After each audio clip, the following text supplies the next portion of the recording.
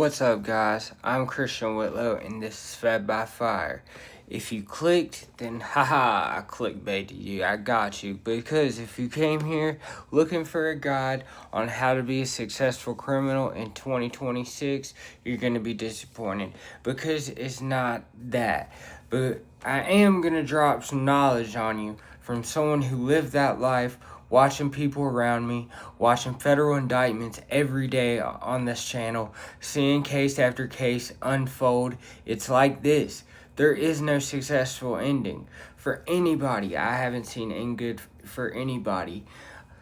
You know, I've had cousins who have died due to dirty 30s. I had an uncle that would have had a lot longer life if it probably wasn't for substance use, but that's debated, God rest his soul. And same goes for my mom. The only thing that drug addiction and that lifestyle has ever gave me is shortened lifespans for the people I love.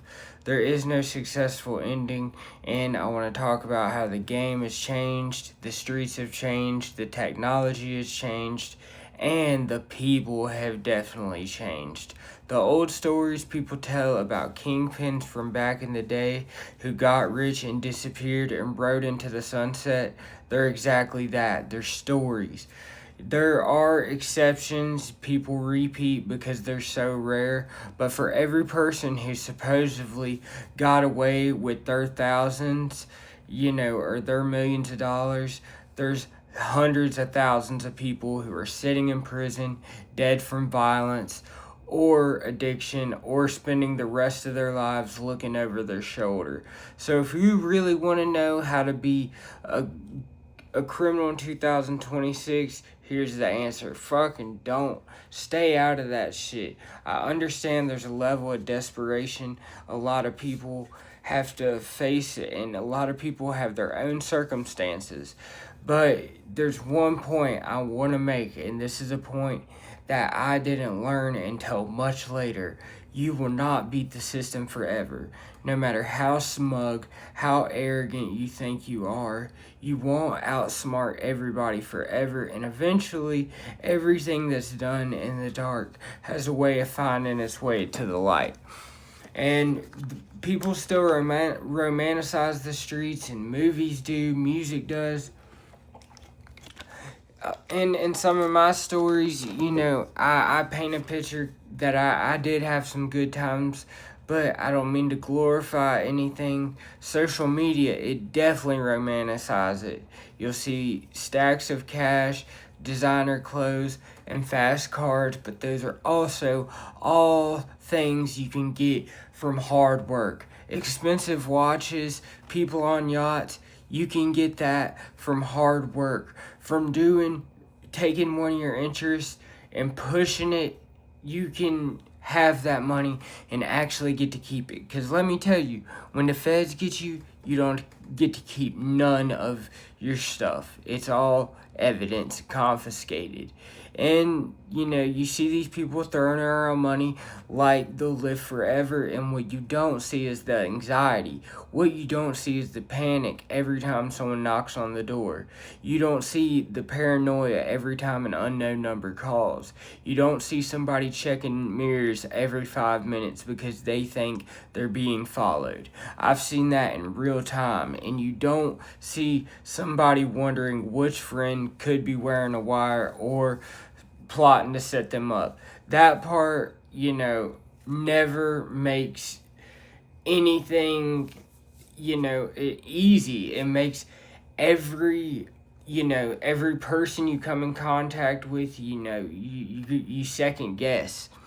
And that part makes, a lot of things glorified. I see stuff on Instagram and everywhere. The truth is, crime is not freedom. Crime is one long prison sentence that starts before handcuffs ever go on. Because in some cases, in my situation, I was a prisoner to the lifestyle as well. You wake up every day carrying stress that honest people who work regular jobs and shit never have to think about. And here's what's different about 2026. Technology remembers everything. Your phone remembers where you've been. License plate readers remember where your car was. Security cameras are everywhere. Businesses have cameras. Traffic lights have cameras. Neighbors have ring cameras. I have several ring cameras myself. Parking lots have those big poles with the flashing blue light on it, that and they're always recording. And then a lot of people these days, they have bank records that are tied to a lot of their crimes. And I seen people all the time for the convenience that used Cash App and Venmo or crypto. But there's a lot of stuff in their toolbox. GPS history, cell phone towers, ping, and social media can all be tools in their toolbox to work against you. Even if you think you're being careful, the chances you're creating a digital trail without realizing it is there. Investigators don't always solve crimes immediately anymore. Sometimes they wait. Sometimes they build cases for months and years. Sometimes they already know exactly what's happening. They're just collecting evidence until it's impossible to deny. Just because you haven't been arrested doesn't mean you got away. It means that it might just mean that they're not finished yet. Now let's talk about loyalty. Everybody talks about staying solid. Everybody says they'll never tell. Everybody thinks they're built different until reality shows up. Until they're sitting in that interrogation room. Until somebody says, you're looking at 20 years and you will never see your kids again. Until you're separated from your kids. It's just like until you realize that you're gonna miss birthdays, you're gonna miss Christmases. You might as well forget about that relationship, like your wife or your girl. You might as well forget about that shit. Any funeral, scratch that off. You're not gonna go to any of them because you're gonna be gone. And suddenly all the street codes become negotiable. And I've watched people who swore on everything they loved they never cooperate, and then they did. Then I've watched people who called each other brothers become witnesses against each other and co-defendants. I've watched entire organizations collapse because one person decided they wanted another chance at life. There is no honor amongst thieves. Remember that shit. That's something I didn't learn early. Everybody says there is, but the reality says otherwise. The minute freedom gets put on one side of the scale and loyalty gets put on the other, a whole lot of people suddenly decide loyalty isn't worth that much. Success also creates a whole lot of arrogance. That's one of the most dangerous parts of living that lifestyle. The first time you get away with some shit or somebody gets away with something, they're nervous. The second time, they're comfortable. And the 10th time, they think they're untouchable. And if you're like me, I mistaked luck. I mistake skill for what was really luck and stupidity.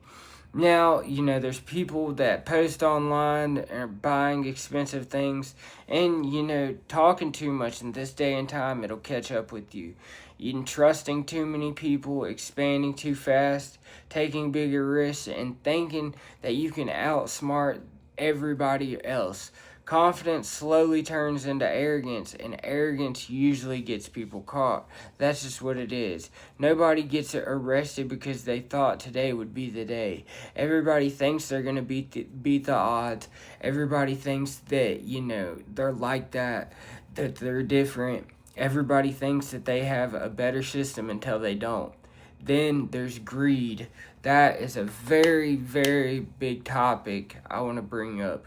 Greed is undefeated. Very few people ever say, I've made enough. Instead, they want more and more and more. One more play, one more shipment, one more re-up, one more scam, one more robbery, one more fraud, one more score, one more payday, one more this. Has buried more people than almost any other words in the English language because there is never enough. once your lifestyle grows, once your expenses grow, now the expensive car, needs expensive insurance. The big house needs expensive payments. The jewelry, that's just got to be insured and protected. The image has to be maintained. And now you're trapped. Not by prison, but by the lifestyle and by image you got to maintain. And you have to keep putting your freedom on the line every day if that's what you've built something based on. Or you can build something based on honesty and hard work. Even if you're like me, starting from the ground up, working in a fucking warehouse, you can do it.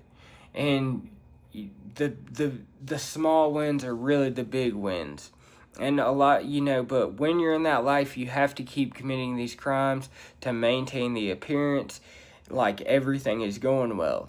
That's not success, that's slavery. Eventually, every criminal career reaches the same crossroads: prison, death, or getting out. Those are really the only exits. Nobody rides into the sunset. People love telling stories about the guy who disappeared with millions. They do. But when's the last time you actually met one? Not heard about one, met one. Because most of those stories aren't true. The people I knew either died, overdosed, got murdered, caught in federal charges, or violated on probation, lost everything, or finally got tired of living that way and walked away with almost nothing. Those are the real endings. The game today isn't even what older generations describe now. Everybody wants attention. Everybody wants followers. Everybody wants validation. People document their own crimes on the internet. They post evidence. They live stream. They chase clout. They're building the case against themselves in reality. The internet never forgets. Screenshots never disappear. Deleted messages come back. Cloud backups exist, and digital evidence has changed everything. Then, there are what we went over with the informants cooperating, wiretaps, phone calls, controlled buys, hidden cameras, search warrants, and financial investigations. You may think you're only dealing with one person when you're really dealing with an entire investigation. And that's why the streets feel different now. Nobody trusts anybody, nobody knows who's recording, and nobody knows who's talking, and nobody knows who's already cooperating. That paranoia eventually eats people alive. I'm not saying this because I think I'm better than anybody. I'm saying this because maybe I can speak to you. Maybe I can make you think to yourself, I've done enough. Let's do something different, something honest. I want to be there for my people. I want to see my kids grow up. That's what I want for you, I don't think I'm better than anybody. I'm just saying it because I've lived enough of that to know exactly where it leads.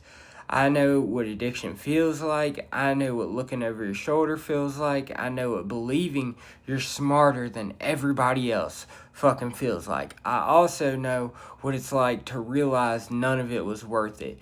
The peace I have today is worth more than anything I ever chased back then. I don't have to wonder if somebody's coming through the door, if the feds are coming. I don't have to worry if somebody's wearing a wire. I don't have to memorize lies. I don't have to live in fear. That kind of peace is something money can't buy. So if somebody asks me how to be a successful criminal in 2026, I'll tell them it's a trick question. There isn't one. The only people who truly win are the ones who leave the streets, collect what they're owed, because eventually the bill always comes due. Maybe it takes 6 months, maybe it takes 6 years, maybe it takes 20 years, but your shelf life is only so long. It comes. Every scam, every robbery, every fraud, every drug operation, every shortcut, every hustle, eventually the interest catches up. If you think this life is exciting, understand this. Confidence built on crime becomes arrogance. Arrogance leads to mistakes, and mistakes lead to consequences, and consequences don't care how smart, tough, or respected or connected you think you are. The streets don't hand out retirement plans. They hand out fucking funerals, prison numbers, and regrets. If you want to beat the game in 2026, do what I'm saying and don't play it. That's the only strategy with a winning ending. And there's something else I noticed that honestly blows my mind. I see a lot of people posting on TikTok and Instagram, filming themselves popping perks, nodding out, bragging about getting, high, acting like it's some kind of personality trait. Since when did it become publicly cool to be an addict? Because when I was coming up, it really wasn't. When did we start celebrating people very slowly destroying their lives? Maybe I'm getting older. Maybe I sound like fucking Pops. Maybe I've lived long enough to see how these stories actually end, because I don't see anything glamorous about it. I don't see freedom. I don't see rebellion. I see handcuffs. I see funerals. I see parents crying. I see kids growing up without their moms and dads. I see people throwing away gifts they didn't even realize that they had. I know because I was one of them. I'm not standing up here pretending that I've always had it figured out. I spent years chasing drugs and masking my trauma. I built my whole life around getting high and staying high, and that's what my life was. And, figuring out how to get high tomorrow, that's what life was. That was the main center of my life. And looking back, I don't hate my story because it made me who I am. It gave me perspective. It taught me compassion. It showed me just how strong someone can become after they've been completely broken down. And I can't, also, God has played an important role in my story. But, if you're not religious, still, you can do it. But if I'm being honest, every drug I ever put in my body stole something from me. It stole something I can't get back. It stole opportunities. It stole relationships. It stole confidence. It stole years where I could have been building something like I am now, instead of destroying myself. Addiction didn't make me special. It delayed the person I was capable of being. Think about that for a second. How many dreams get put on hold because of addiction? How many businesses never started? How many shoulda, coulda, wouldas? How many fathers never became the dads they could have been? How many artists never created what they were born to create? How many people convince themselves they're worthless when the truth is they've been trapped in a cycle that's keeping them from reaching their potential? You're not just risking your health, you're risking your future. Every day you stay stuck is another day your potential sits on the sidelines waiting for you to come back. That might sound corny, but it's the truth.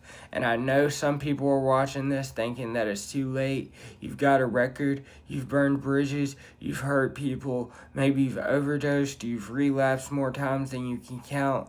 Maybe you've convinced yourself that this is just who you are. I'm telling you, it's not.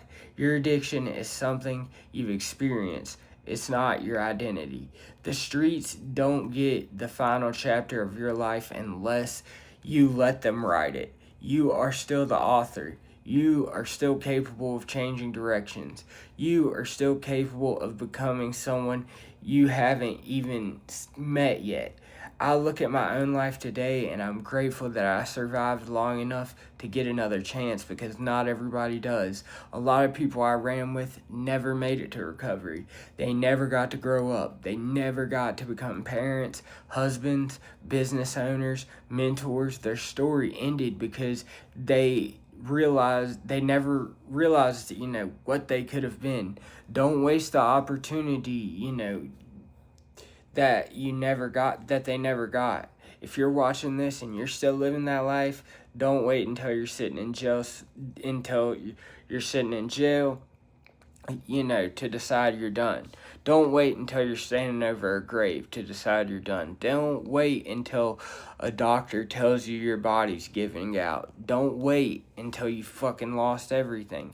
Because there's a chance where you can look at everything and maybe get out with some integrity and not as many scars as you would have had. You know, you can get out while you still can, because every day you choose to fight for your future, you're investing in the person you're capable of becoming. You have the abilities you probably haven't even discovered yet. You have gifts that drugs are covering up. You have a purpose bigger than you know. Your story doesn't have to end with a prison sentence. It doesn't have to end with the overdose. It doesn't have to end with your family identifying a body. It can end with redemption, with rebuilding. It can end with peace. And one day, if you keep going, the very things that you were ashamed of might become the reason somebody else fights tomorrow. That's the ending worth chasing. I'll catch you guys on the next one. Peace.